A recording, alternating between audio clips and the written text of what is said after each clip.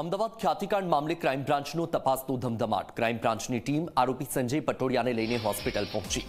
ખ્યાતિ હોસ્પિટલમાં સંજય પટોડિયાને સાથે રાખીને તપાસ કરાઈ છે। આરોપી સંજય પટોડિયાનો હોસ્પિટલમાં છે 39% ભાગ। હાલમાં સંજય પટોડિયા રિમાન્ડ પર છે।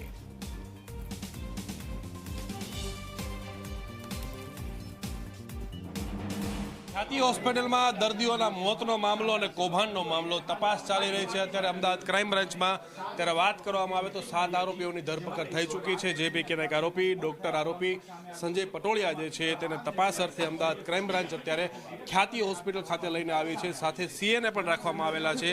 દર્દીઓના મોતનો તો મામલો છે, પરંતુ સાથે સાથે પૈસાની આખી જે ગડબડ કરવામાં આવેલી છે અને પીએમજેવાય યોજનામાંથી જે પૈસા લેવામાં આવેલા હતા અને કરોડો રૂપિયાનું જે છે એ ટ્રાન્ઝેક્શન મળી આવ્યું છે। ત્યારે આ તપાસની અંદર અને તમામ બાબતો ઉપરથી પડદો ઉચકવા માટેથી અમદાવાદ ક્રાઇમ બ્રાન્ચ છેલ્લા ઘણા દિવસોથી તપાસ કરી રહી છે। જે ભાગરૂપે અત્યારે પણ આરોપી સંજય પટોડિયા રિમાન્ડ ઉપર છે, જેને લઈને તે અમદાવાદ ક્રાઇમ બ્રાન્ચની ટીમ ખ્યાતિ હોસ્પિટલ ખાતે પહોંચી છે। આપ જોઈ શકો છો દ્રશ્યોમાં કે અત્યારે અમદાવાદ ક્રાઇમ બ્રાન્ચની ટીમ પીઆઈ કક્ષાના અધિકારી વીબી આલ જે છે એ પણ અહીંયા ઉપસ્થિત છે, સાથે એમનો સ્ટાફ ઉપસ્થિત છે। વિડીયોગ્રાફી સાથે આખું પંચનામું સ્થળનું કરવામાં આવી રહ્યું છે।